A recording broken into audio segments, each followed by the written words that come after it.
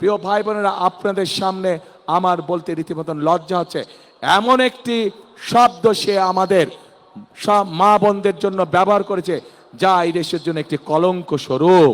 পরিষ্কারভাবে নারীদেরকে কিভাবে অসম্মানিত করেছে, তাদেরকে খারাপ ভাষা দিয়ে অসম্মানিত করেছে। প্রিয় ভাই বোনেরা, আমাদের নবী করিম সাল্লাল্লাহু আলাইহি সাল্লাম, উনার যে স্ত্রী ছিলেন বিবি খাদিজা, বিবি খাদিজাও ছিলেন একজন কর্মমুখী মহিলা। উনি ছিলেন একজন মহিলা ব্যবসায়ী।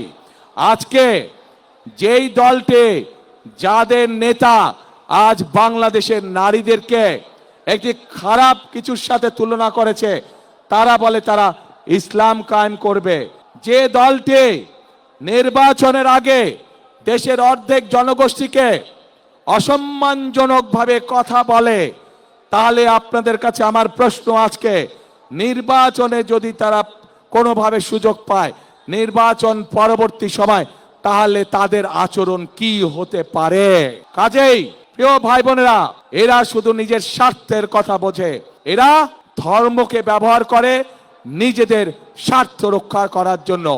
যেখানে প্রয়োজন সেখানে তারা তাদের মতন করে ধর্মকে ব্যবহার করে।